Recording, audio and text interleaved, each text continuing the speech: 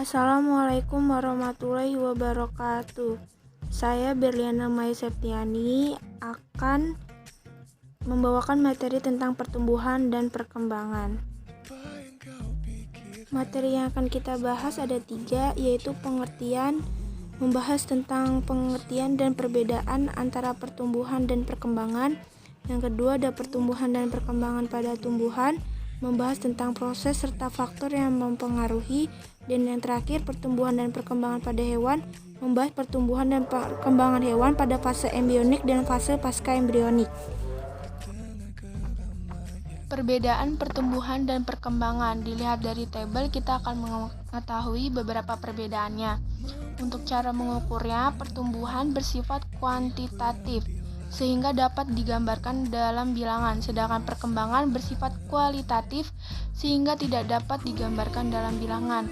Untuk keterlihatannya, pertumbuhan dapat dilihat secara fisik, namun perkembangan tidak dapat dilihat secara fisik, melainkan secara fisiologis.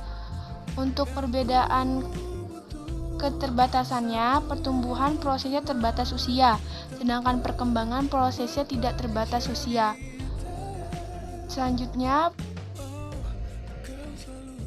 perbedaan keterulangannya. Untuk pertumbuhan bersifat irreversibel atau tidak dapat terulang, sedangkan perkembangan bersifat reversibel atau dapat terulang. Terakhir, faktor yang mempengaruhinya. Pertumbuhan dipengaruhi pembelahan sel, sedangkan perkembangan dipengaruhi oleh pengalaman. Pertumbuhan dan perkembangan tumbuhan. A. Proses pertumbuhan dan perkembangan pada tumbuhan. Yang pertama yaitu perkecambahan. Perkecambahan merupakan proses permulaan dari awal pertumbuhan embrio di dalam biji. Embrio tersusun atas 3 bagian, yaitu cauliculus, merupakan batang lembaga atau calon batang dan daun yang akan tumbuh berkembang menjadi bunga dan buah.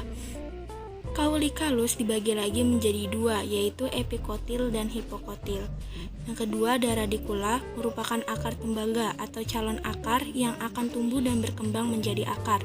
Yang ketiga ada kotiledon, yaitu keping biji, merupakan cadangan makanan untuk pertumbuhan embrio hingga terbentuknya daun sehingga dapat melakukan fotosintesis. Selanjutnya ada tahapan proses perkecambahan.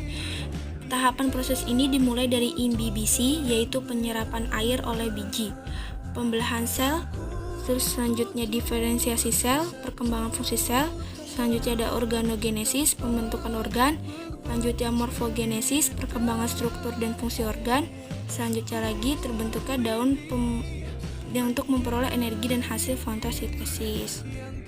Epigel yaitu tipe perkecambahan yang ditandai dengan hipokotil yang muncul di permukaan tanah. Contohnya adalah tanaman kacang hijau. Hipogel adalah tipe perkecambahan yang ditandai dengan munculnya batang epokotil ke permukaan tanah, sedangkan kotiledonnya tetap di dalam tanah. Contohnya adalah kacang kapri. Selanjutnya kita akan mengetahui perbedaan pertumbuhan primer dan pertumbuhan sekunder. Untuk titik tumbuhnya, pertumbuhan primer ada di ujung batang dan di ujung akar, sedangkan pertumbuhan sekunder, titik tumbuhnya berada di jaringan kambium pada bagian korteks.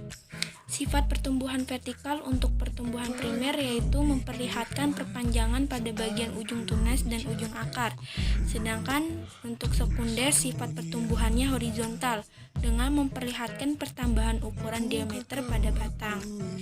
Pertumbuhan primer biasanya dijumpai pada tanaman secara umum, namun untuk pertumbuhan sekunder dijumpai pada tanaman gimnospermae dan dikotil. Monokotil tidak mengalami pertumbuhan sekunder karena tidak memiliki kambium. B. Faktor-faktor yang mempengaruhi pertumbuhan dan perkembangan tumbuhan dibagi menjadi 2, yaitu faktor internal dan faktor eksternal. 1. Faktor internal. Gen merupakan urutan DNA yang mengatur seluruh aktivitas organisme dan pola pertumbuhan melalui sifat yang diturunkan serta sintesis yang dikendalikan olehnya. Hormon merupakan regulator yang berperan membantu koordinasi pertumbuhan, perkembangan, dan respon terhadap stimulus dan lingkungan. Di samping gambar ini ada tabel yang menjelaskan tentang fungsi hormon-hormon yang ada pada tumbuhan. pertama ada hormon auksin, fungsinya merangsang perpanjangan sel dan pembentukan bunga, merangsang pembentukan bunga dan buah. Yang kedua ada hormon giberelin, fungsinya merangsang aktivitas kambium, menghambat pembentukan biji, dan menyebabkan buah menjadi sangat besar dan tidak berbiji. Yang ketiga ada hormon sitokinin, fungsinya untuk memacu pembelahan sel, menunda pengguguran daun, bunga, dan buah. Yang keempat ada hormon gas etilen, fungsinya untuk mempercepat pemasakan buah. Yang kelima ada hormon asam absisat, fungsinya untuk menghambat pertumbuhan tanaman. Yang ketujuh ada hormon dormin, fungsinya untuk mengatur proses guguran daun. Dan yang terakhir ada hormon asam traumalin, fungsinya merangsang pertumbuhan sel pada bagian tumbuhan yang luka. Yang faktor kedua yaitu faktor eksternal. Pertama ada tanah, baik tekstur tanah, pH dan kadar garam dalam tanah mempengaruhi dalam proses pengambilan nutrisi oleh tumbuhan. Terus selanjutnya ada intensitas cahaya, berpengaruh pada proses fotosintesis sebagai sumber energi. Selanjutnya ada kelembapan udara dan suhu.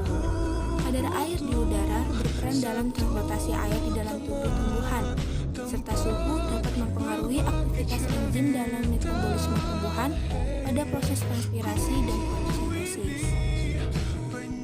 Materi berikutnya yaitu pertumbuhan dan perkembangan pada hewan. Pertumbuhan dan perkembangan awal pada hewan dimulai dari zigot sampai pada tahap pembentukan organ pada fase embrionik. Tahapannya yaitu 1. Zigot merupakan sel hasil peruburan spermatozoa dan ovum. 2. Morula adalah tahap di mana terjadi pembelahan berulang dari zigot. Ketiga, blastula merupakan fase perkembangan dari morula yang ditandai dengan adanya rongga pada bagian tengah. 4. Ada gastrula merupakan fase pembentukan lapisan embrional untuk memulai proses embriogenesis. Yang kelima ada organogenesis, yaitu proses pembentukan organ dari lapisan gastrula. Perkembangan lapisan organ yang terjadi yaitu ektoderm, lapisan yang membentuk kulit dan sistem saraf. Mesoderm, lapisan yang membentuk sistem gerak, reproduksi, ekresi, dan sirkulasi. Dan endoderm, lapisan yang membentuk sistem pencernaan dan pernafasan. Pertumbuhan dan perkembangan hewan pada fase pasca embrionik terdiri atas 2 proses. 1. Regenerasi, yaitu pembentukan jaringan baru ketika terdapat bagian tubuh yang mengalami luka atau kerusakan.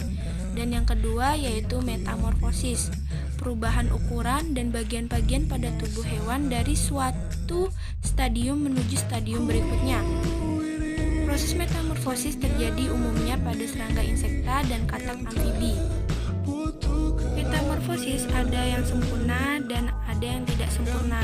Pada gambar dijelaskan untuk metamorfosis sempurna contohnya adalah kupu-kupu dan metamorfosis tidak sempurna adalah belalang. Terima kasih untuk yang sudah menonton. Cukup sekian materinya. Mohon maaf jika ada kesalahan pengucapan atau kesalahan ketikan. Semoga bermanfaat untuk kita semua. Jangan lupa untuk like ya. Wassalamualaikum warahmatullahi wabarakatuh.